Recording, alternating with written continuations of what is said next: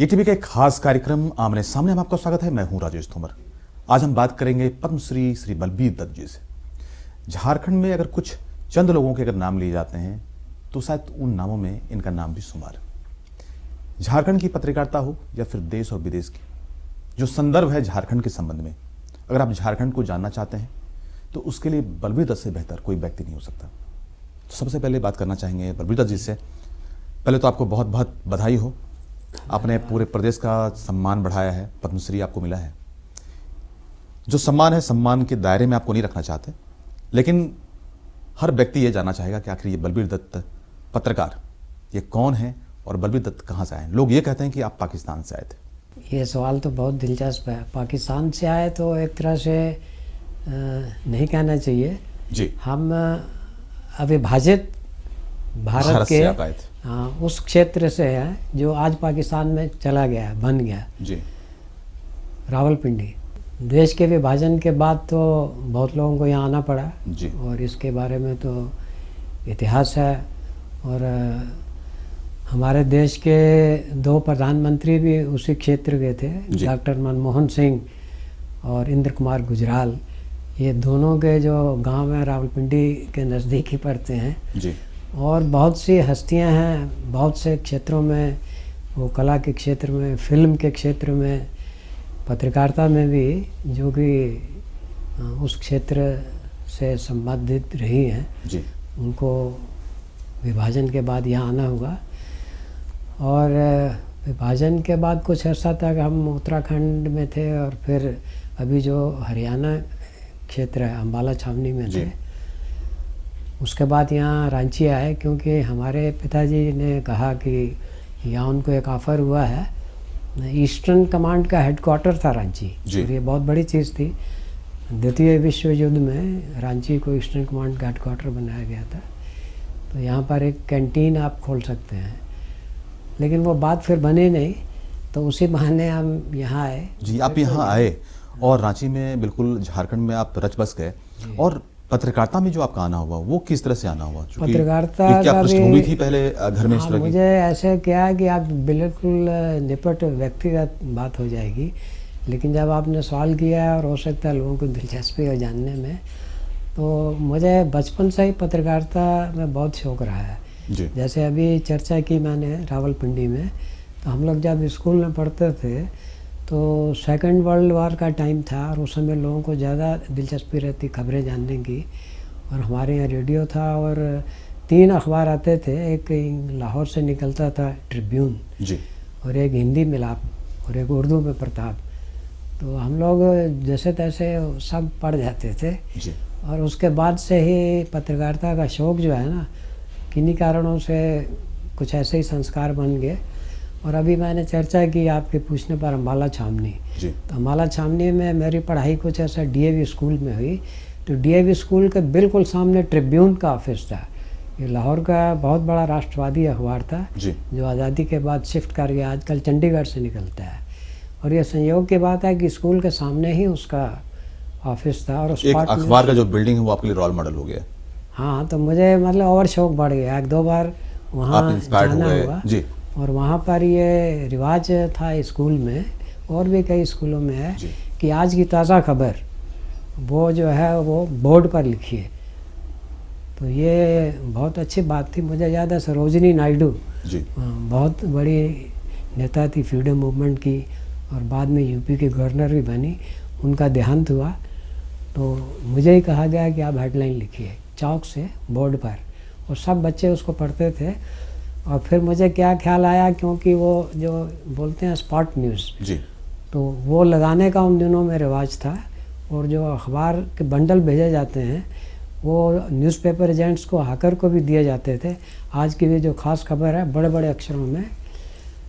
तो मैं चला गया ट्रिब्यून के ऑफिस में जी। तो मैंने कहा आज का स्पॉट न्यूज़ दीजिए। उनको लगा अरे ये स्कूली लड़का है, ये स्पॉट न्यूज़ मांग रहा है। मैंने कहा कि हम लोग ऐसा वहाँ दिखलाते हैं बोर्ड पर। तो मुझे आज भी याद है उसमें बड़े बड़े अक्षरों में था सरोजिनी नायडू पासेस अवे, यानी सरोजिनी नायडू गुजर गई। तो कुछ इस तरह का घटनाक्रम होता है। बचपन से आपके शौक थे, साथ यही कारण है कि जो आपका पैशन था, जो इसके प्रति झुकाव था, जब आप इस शहर में आए झारखंड की पत्रकारिता, झारखंड तो अब बना है, आपने झारखंड की लड़ाई बहुत नज़दीक से देखा, आंदोलन देखा आपने। झारखंड में जब यहाँ पर आए 50 दशकों से ज़्यादा पत्रकारिता कर रहे हैं आप, एक यहाँ के बड़े ही लीडिंग अखबार से जुड़े, उस अखबार को लोग आपके नाम से जानते थे और अखबार और आप दोनों इस पूरे प्रदेश के लिए पर्यावाची थे। यहाँ पर जब आपने पत्रकारिता शुरू की, झारखंड ही क्यों, पटना क्यों नहीं, यानी कि रांची क्यों, बिहार क्यों नहीं? तो जब हम रांची में रह रहे हैं जी, और रांची में ही रह जाने का विचार है, लेकिन संभावनाएं बहुत कम थी उसमें। संभावना तो अब मुझे पत्रकारिता के दौरान भी मुझे दिल्ली से कई तरह के ऑफर आते रहे और बाकी जगहों से भी, तो जाने से तो आदमी कहीं भी जा सकता है, वो तो अपना कैरियर। मैं वस्तुतः कैरियरिस्ट जर्नलिस्ट नहीं रहा जी, कि इसमें से हमको क्या अपना कैरियर बनाना है, क्या फ़ायदा उठाना है, आज इस अखबार में, कल दूसरे अखबार में, कल तीसरे अखबार में उसने ऑफ़र किया। बलबीर दत्त जी पत्रकार थे, पत्रकार हैं, प्रोफेशनल बेहतर नहीं है, लेकिन जो इनके काम काज के तरीके हैं, जो और जिस तरह से इनको सम्मान मिला है, वो जानने की कोशिश करेंगे, लेकिन वक्त है छोटे से ब्रेक का।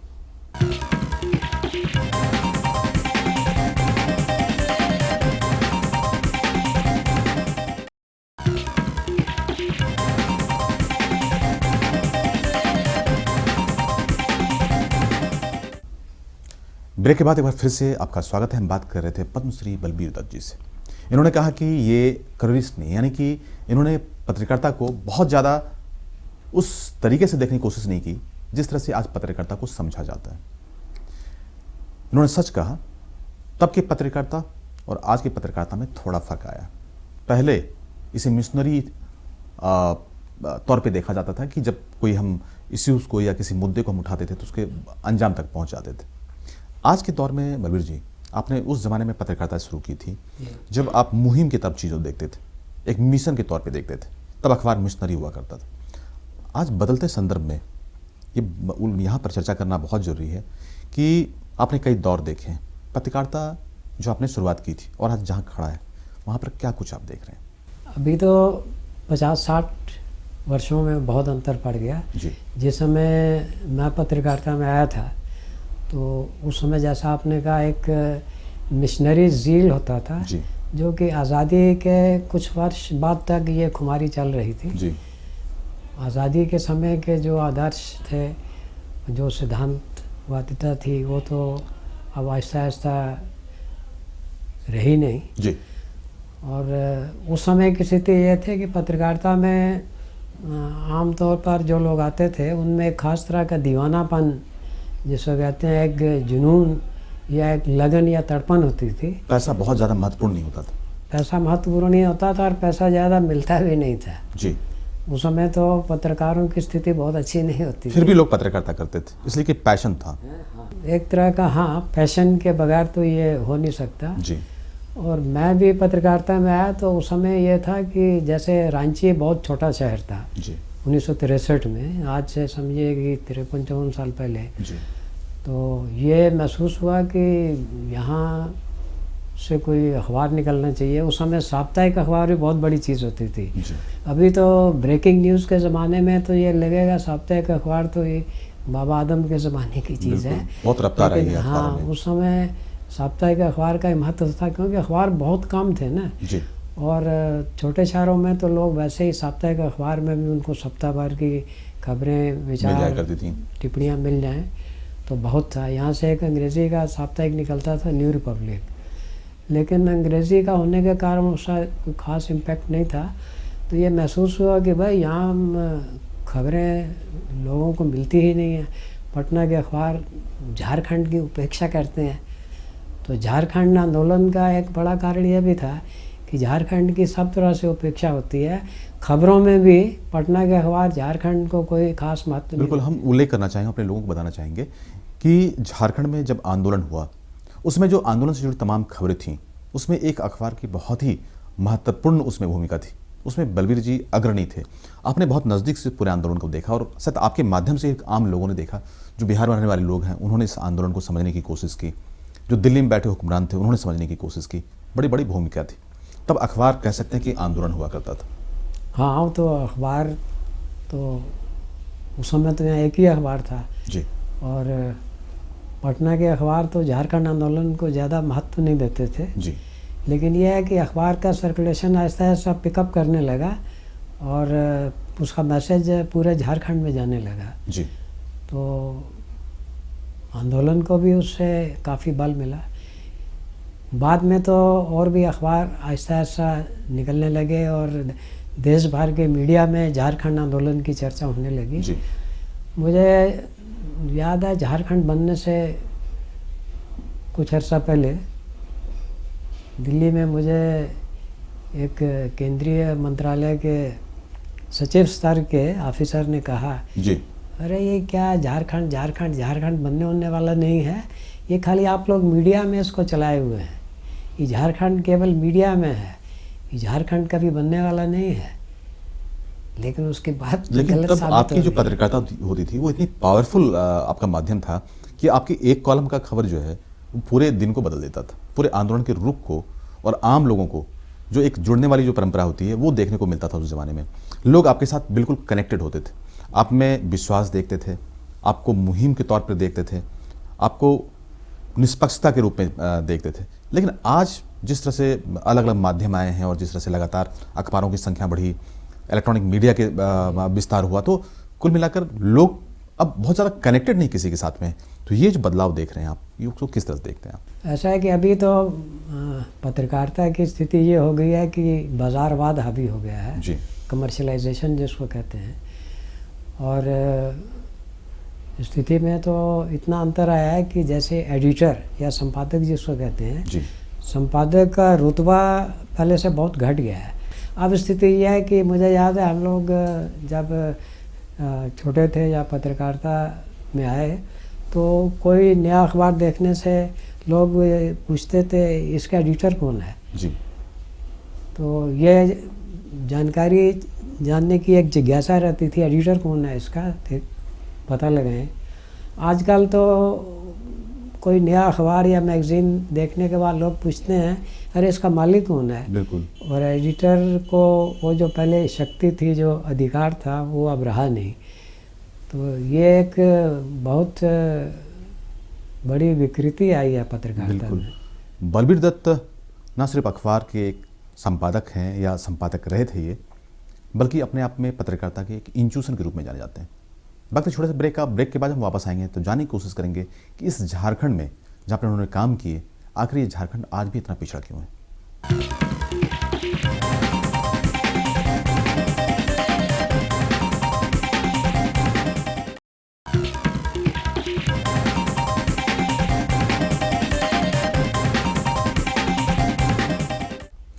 ब्रेक के बाद एक बार फिर से आपका स्वागत है। हम बात कर रहे थे प्रख्यात पत्रकार बलबीर दत्त जी से। आप झारखंड आंदोलन से जुड़े थे। झारखंड बनाने के पीछे का जो मकसद था कि यहाँ के जो आदिवासी हैं, जो मूलवासी हैं, बिहार के समय इनको बहुत ज़्यादा वो हिस्सेदारी नहीं मिल पाता था, सरकार में इनकी बहुत पार्टिसिपेशन नहीं होता था। थोड़ा कहीं ना कहीं जो पूरा राज्य था वो पिछड़ा इसलिए भी था कि लोग इस राज्य की तरफ, जो कि बहुत ही रिच था मिनरल रिसोर्सेज के रूप में, इस पर किसी का ध्यान नहीं होता था। राज्य अब अलग हो गए तो लोगों को लगा कि बिल्कुल यहाँ के लोगों का किस्मत बदल जाएगा। लेकिन दुर्भाग्य समझिए कि राज्य बनने के बाद भी 16 वर्ष बीत चुके हैं, लेकिन इस राज्य की जो तस्वीर है आज भी धुंधली। हाँ, वो बात तो सही है जी। झारखंड आंदोलन के दिनों में जो लोगों ने जो सपने संजोए थे जी। तो वो तो एक तरह से चकनाचूर हो गए कहा जाएगा। मुझे संयोग से झारखंड आंदोलन को बहुत नज़दीक से देखने समझने का मौका मिला। जी। 1950 में झारखंड पार्टी बनी और उसके बाद यहाँ मोराबादी मैदान में उसका एक बड़ा सम्मेलन हुआ। और 1950 से लेके सन 2000, तो 15 नवंबर 2000 को यहाँ राजभवन में बाबूलाल मरांडी ने पहले मुख्यमंत्री के तौर पर शपथ ग्रहण किया जी। और उस समारोह में भी उपस्थित रहने का मौका मिला। जी। तो बहुत नज़दीक से मैंने इसको आंदोलन को देखा। राज्य बनने के पीछे जितने भी आंदोलनकारी थे उनसे मिलने का मौका मिला, उस आंदोलन को समझने का मौका मिला, उसको आपने दिशा दी।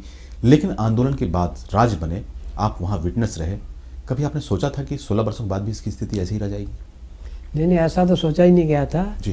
अब बात यह है कि इसका लोग विश्लेषण करना चाहते हैं तो मुझे लगता है कि पहले तो जैसे झारखंड आंदोलन की बात है जी। तो ये आंदोलन शुरू से ही भटकता रहा।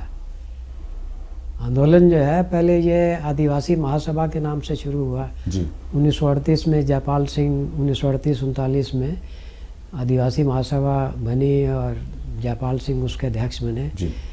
तो आंदोलन की जो शुरुआत थी तो उद्देश्य तो ठीक था, लेकिन जैसे अभी आपने चर्चा की आदिवासियों की, तो झारखंड में आदिवासी या मूलवासी जो यहाँ गैर आदिवासी बहुत अरसे से रह रहे हैं, सदियों से जी। उनको सदान कहा जाता है। तो उनकी जो मांगें थी, उनके अभाव अभियोग थे, उनको हाईलाइट करने की ज़रूरत थी। तो केवल आदिवासी नाम से, आदिवासी महासभा नाम से आंदोलन कामयाब नहीं हो सकता था, इसीलिए फिर इसका नाम आदिवासी महासभा से बदल के झारखंड पार्टी किया गया कि इसमें गैर आदिवासी भी शामिल हो। तो उसके बाद आहिस्ता आहिस्ता बाद में 1963 में तो जयपाल सिंह ने झारखंड पार्टी को कांग्रेस में विलीन कर दिया, तो आंदोलन तो खत्म ही हो गया, मिसगाइड हो गया।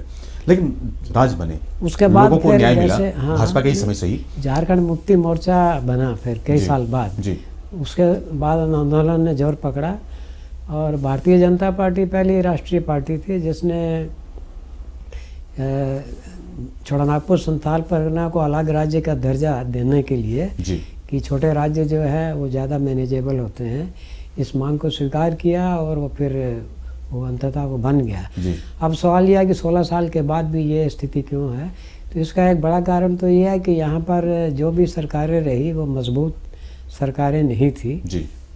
राजनीतिक अस्थिरता, मतलब कि अगर इतने अरसे में 10-11 मुख्यमंत्री आए तो समझा जा सकता है कि एडमिनिस्ट्रेशन की स्थिति क्या होगी। और यहाँ का राजनीतिक नेतृत्व जो है ना वो काफ़ी कमज़ोर रहा है, उसमें जो कल्पनाशीलता होनी चाहिए, क्योंकि मुख्यमंत्री पर बहुत कुछ निर्भर करता है। ऐसे तुलना करना तो ठीक नहीं होगा जी। लेकिन आप वैसे आप कल्पना कीजिए कि यहाँ पर मतलब कि नरेंद्र मोदी जैसा व्यक्ति मुख्यमंत्री होता है तो कुछ बात और होती, तो नेतृत्व की बहुत कमजोरी रही है। और उसके बाद यहाँ जो पॉलिटिकल पार्टियाँ हैं सभी, हर एक पॉलिटिकल पार्टी किसी न किसी समय यहाँ सत्ता में रही, सत्ता में रहते हुए उसको जो जिम्मेदारी निभानी चाहिए वो नहीं निभाते हैं, फिर विपक्ष में बैठते हैं तो फिर उनका सोच जो है नकारात्मक हो जाता है। अगर राजनीतिक रूप से अगर परिपक्व लोग यहाँ पर होते, लीडरशिप अगर स्ट्रांग होता, राजनीतिक परिपक्वता नहीं है जी, राजनीतिक परिपक्वता नहीं। आप देखिए, ये मैंने एक अभी आर्टिकल लिखा था, दिल्ली के प्रमुख मैगजीन में छपा था कि झारखंड बनने के बाद यहाँ 100 बार बंद हो चुके हैं, बंद का काल। आज झारखंड बंद रहेगा, कल झारखंड बंद रहेगा, अनाउंसमेंट हो रहा है और बंद हुआ।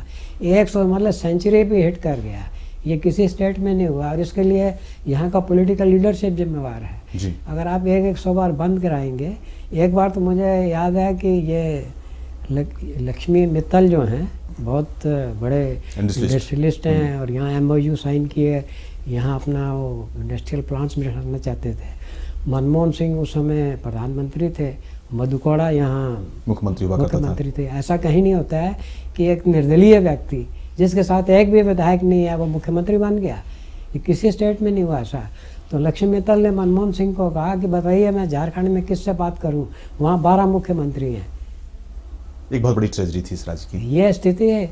अब यह है कि अभी रघुवर दास आए हैं तो इनको ये लाभ है कि ये मतलब कि मिली-जुली सरकार वाली बात नहीं है। बेहतर नेतृत्व देकर इस राज्य का कहीं ना कहीं एक तरह से विकास हो कर सकते हैं, थोड़ी संभावनाएं बढ़ी हैं।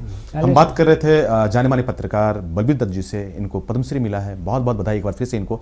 और सबसे खास कि इन्होंने बहुत सारे, यानी कि अगर इनके लेख की चर्चा करें वो हजारों में है, झारखंड में लगातार ये काम करता रहे और पत्रकारिता के क्षेत्र में जो इनके योगदान है और जो उनके लेख हैं लगातार आते रहें, यही हमारी कामना है। बहरहाल इस कार्यक्रम में इतना ही, जब हम अगली बार मिलेंगे एक नए सदस्य के साथ मिलेंगे, तब तक ले दीजिए हमें इजाज़त। नमस्कार।